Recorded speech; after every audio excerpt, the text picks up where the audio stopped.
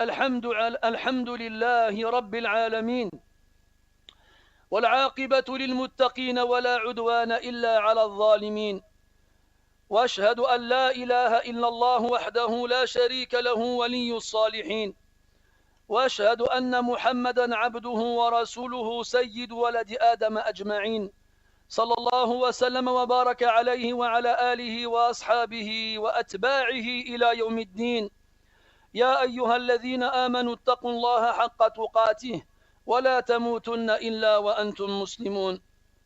أما بعد, chers musulmans, il a été rapporté par Al-Bukhari et Muslim d'après Anas ibn Malik radiyallahu anhu que le prophète sallallahu alayhi wa sallam a dit: cette nuit, un enfant m'a été donné et je l'ai nommé comme mon père Ibrahim. Cela est arrivé quelques années avant que le prophète ne meure alayhi salatu wassalam. Il eut un dernier enfant, un petit garçon qu'il a appelé Ibrahim comme son ancêtre Ibrahim alayhi salam. Et le prophète alayhi salatu wassalam, comme c'était l'habitude chez les Arabes, l'a confié à une nourrice qui vivait dans les banlieues de la ville de Médine, une femme qu'on appelait Sayf.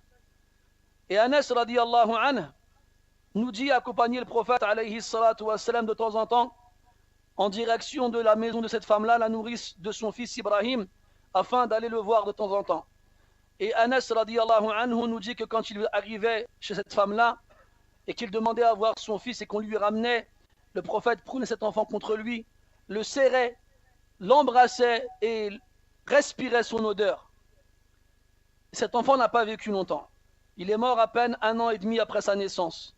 Et alors qu'il respirait le peu d'air qui lui restait dans la poitrine avant de mourir, le prophète l'avait entre les mains alayhi salatu wassalam.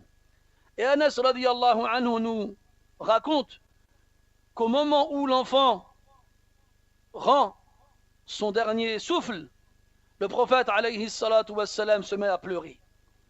Ses nobles larmes coulent sur son doux visage. Et là, Abdurrahman ibn Auf radiyallahu anhu, qui était présent, s'étonne de voir le prophète pleurer alayhi salatu wassalam. Il lui dit: même toi, ô messager d'Allah, tu pleures? Et il faut comprendre l'étonnement de Abdurrahman ibn Auf radiyallahu anhu, car le prophète alayhi salatu wassalam leur avait interdit de pleurer la mort de leurs proches d'une façon qui laisse comprendre et sous-entendre le mécontentement, l'insatisfaction, la colère face au décret d'Allah azza wa jal. C'est pour ça que Abdurrahman n'a pas compris le fait de voir le prophète pleurer alayhi salatu wassalam. Il lui dit: toi aussi tu pleures ya Rasulallah? Et là le prophète alayhi salatu wassalam lui répond: c'est de la miséricorde, c'est de la miséricorde. Ces larmes que tu vois couler sur mon visage ne coulent pas par mécontentement ou par colère ou insatisfaction, elles coulent par miséricorde. Puis le prophète alayhi salatu wassalam fait suivre les premières larmes par d'autres, toujours en contemplant le visage de son fils d'1 an et demi qui est désormais mort. Et il dit alayhi salatu wassalam ces paroles lourdes de sens et très fortes. Il dit: les larmes coulent et le cœur s'attriste, mais nous ne disons que ce qui satisfait notre Seigneur. Et certes, ô Ibrahim, nous sommes tristes de devoir te quitter. Nous sommes tristes à cause de cette séparation. Et dans une version du hadith, il a rajouté: si ce n'était une réalité avérée, et si ce n'était une promesse véridique, et si ce n'était le fait que les derniers parmi nous rejoindront les premiers, eh bien, nous aurions ressenti une tristesse encore plus forte que celle que nous ressentons actuellement. Après la perte de cet enfant qui était le sien, alayhi salatu wassalam. Et à travers cette histoire, mes frères, Allah Ta'ala nous montre comment se manifeste sa parole lorsqu'il décrit le prophète, alayhi salatu wassalam, en disant: Bil mu'minin ra'ufur rahim. Il est envers les croyants, le prophète, compatissant et miséricordieux. Et Allah Ta'ala ne l'a pas rendu miséricordieux seulement envers les croyants, mais il l'a rendu miséricordieux envers toutes les créatures. Et il a dit subhanahu wa ta'ala wa ma arsalnaka illa rahmatan lil alamin. Et nous ne t'avons envoyé que comme miséricorde pour l'ensemble des créatures. Et le prophète alayhi salatu wassalam, à travers cette miséricorde qu'il exprime devant tout le monde sans aucune gêne ni retenue, en pleurant la mort de son enfant, nous apprend nous aussi à savoir se comporter face à la mort de nos proches, et en particulier lorsque ce sont de petits enfants.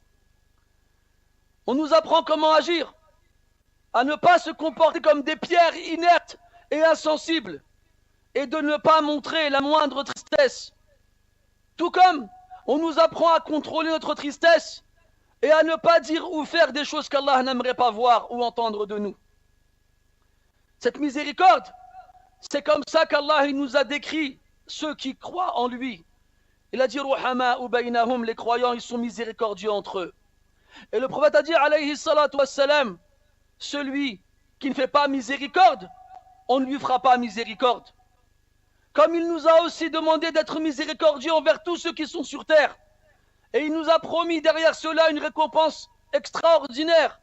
Il a dit, subhanahu alayhi salatu wassalam, faites miséricorde à ceux qui sont sur terre. Celui qui est au-dessus des cieux vous fera miséricorde. C'est comme ça, mes frères, qu'on doit se comporter. Et qu'on doit s'éduquer. Et qu'on doit apprendre à agir. Parce que tous ici présents, parmi ceux qui sont mariés et ont des enfants, on ne s'attend pas un jour à apprendre leur mort. On s'attend à les voir grandir et devenir des adultes et eux aussi à leur tour avoir des enfants. Mais il y en a parmi nous qui sont touchés par ce genre d'épreuves. Et comme on ne peut pas les prévoir, on ne peut pas savoir quand est-ce qu'elles vont se produire, on doit se préparer au cas où. Et vous savez aujourd'hui, mes frères, avec la diffusion des informations et avec le transfert des images, je pense que personne parmi vous n'a raté ces quelques images qu'on a vues ces derniers jours, encore une fois en Palestine, encore une fois à Gaza. C'est vrai qu'on commence à voir tous les jours, malheureusement, des images, des corps de ceux qui meurent injustement.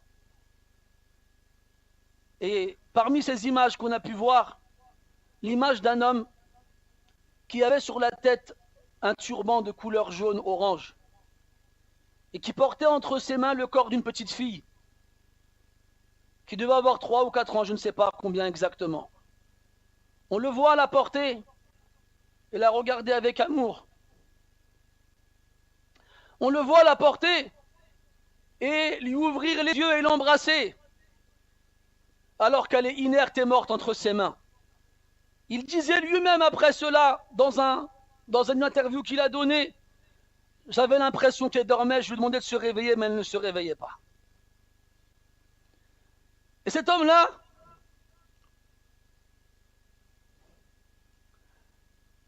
il est dur de regarder ce genre d'image et de rester insensible. Surtout pour ceux qui ont des enfants en bas âge, surtout qu'on a vu des images de cette petite fille vivante, en train de s'amuser et de rire, comme tous les enfants de son âge.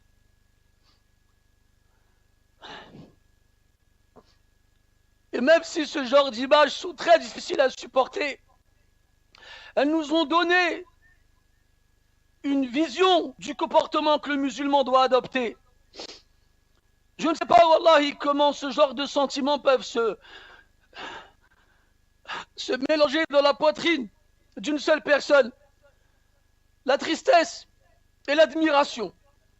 La tristesse de voir cette victime de quelques années, une petite fille, morte à cause de l'injustice des injustes. Injustice qui n'échappera pas à la justice d'Allah subhanahu wa ta'ala. Et de l'autre côté, voir cet homme qu'Allah ta'ala il a choisi pour être un exemple pour nous tous. Parce que c'est bien de lire des hadiths, mais qui arrive à les visualiser comme s'ils étaient devant lui? Qui? Eh bien, pour ceux qui n'y arrivent pas, voilà des images. Voilà un homme qui porte dans ses bras le corps de sa petite fille qui est morte et qui reste comme ça, ferme, comme une montagne, avec la foi du croyant et le comportement du croyant. Il l'appelait lui-même l'âme de mon âme. L'âme de mon âme. Et cette petite fille n'est pas morte toute seule. Elle est morte avec son grand frère qui avait à peine quelques années de plus qu'elle. 2 petits-enfants qui sont morts.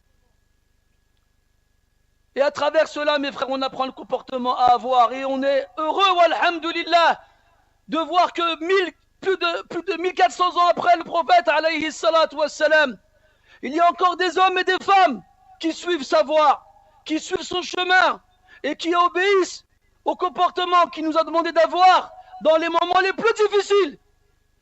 C'est facile pour toi et moi de dire alhamdulillah quand tout va bien. Mais dis alhamdulillah quand tout va mal. Et là on verra la réalité de ta foi. Ces gens-là ne croyaient pas qu'ils ont tout perdu. Wallahi, c'est eux, ils ont tout gagné, c'est nous, on a tout perdu. Ces gens-là, ils ont réalisé ce qu'Allah Ta'ala a donné comme description des croyants touchés par l'épreuve. Ceux qui, lorsqu'ils sont touchés par une catastrophe, ils disent nous sommes à Allah et c'est à lui que nous revenons. Et Allah, dans le verset suivant, nous donne un aperçu de la récompense qu'il leur réserve. Voici ceux sur lesquels des prières de ton Seigneur se déversent, ainsi que sa miséricorde. Et voici ceux qui sont les bien guidés. Voici ceux qui sont les bien guidés. Et dans un hadith, le prophète nous dit, alayhi salatu wassalam, que quand l'enfant du croyant il meurt, Allah il interroge les anges qu'il a envoyés récupérer son âme à cet enfant-là. Et il leur dit, avez-vous repris l'enfant de mon esclave? Les anges répondent oui. Allah leur dit, avez-vous pris la prunelle de ses yeux? Les anges répondent oui. Alors Allah leur dit, qu'est-ce que mon serviteur il a dit lorsque son enfant il est mort? Et les anges ils ont dit, Hamidaka wastarja'. Il t'a loué et il a dit, inna lillahi wa inna ilayhi raji'un. Voici comment le croyant il se comporte dans ces situations-là. Alors Allah Ta'ala il dit aux anges, bâtissez-lui un palais au paradis et nommez-le la maison de la louange. Nommez-le la maison de la louange. Voilà ce qui attend le croyant, patient et endurant face à l'épreuve, lorsqu'Allah lui retire la prunelle de ses yeux. Quant à ses enfants, le prophète nous a informé, alayhi salatu wassalam, qu'ils étaient au paradis. Les enfants qui meurent avant la puberté. Il les a appelés da'amis. Wa da'amis, c'est le pluriel de da'mous.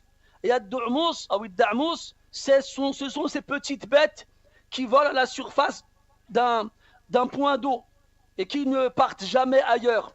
Et ils restent toujours là. Et en fait, c'est pour faire référence au fait que les enfants qui meurent, les enfants des musulmans qui meurent avant l'âge de la puberté, ils sont au paradis. Et ils n'en partent pas. Ils y restent. Jusqu'au jour de la résurrection, ils saisiront les vêtements de leur père.